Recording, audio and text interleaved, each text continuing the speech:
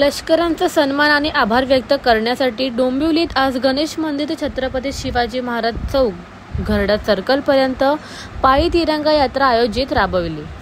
पहलगाम येथील दहशतवादी हल्ल्यानंतर भारताने राबविलेल्या ऑपरेशन सिंदूरमुळे दहशतवाद्यांचे कंबरडे मोडण्याचं काम भारतीय लष्करानं केलं आहे।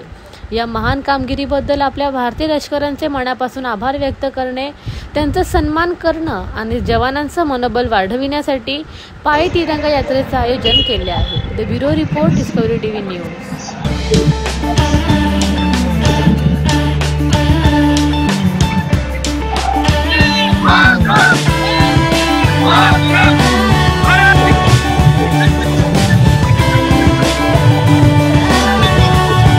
जो निरपराध लोकांवर आतंकी हल्ला करून 26 लोकांचे प्राण घेतले, त्याचा बदला घेण्यासाठी भारत सरकारने जी पावलं उचलली आणि पाकिस्तानच्या टेररिझमच्या ज्या लोकांना धडा शिकवला, त्यांचे सगळे अड्डे उद्ध्वस्त केले, त्याच्या विजयार्थ आजची ही रॅली आहे। या रॅलीमध्ये सर्व पक्षीय लोक मोठ्या उत्साहाने याच्यात सहभागी होत आहेत आणि त्याचा पाकिस्तानचाही निषेध करत आहे।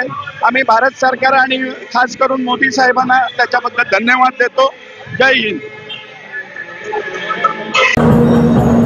काश्मीर येथील पहलगाम येथे आपल्या भारतीय पर्यटकांवर झालेला अतिरेकी हल्ला आणि संपूर्ण भारतभर त्या अतिरेक्यांनी केलेल्या भ्याड हल्ल्याचा निषेध म्हणून संपूर्ण भारतभर आपण निषेधही केला आणि त्यामुळे पाकिस्तानी जे आपल्या पर्यटकांवर हल्ले केले अतिरेकींच्या माध्यमातून संपूर्ण भारत नसून तर संपूर्ण जग हादरून गेला।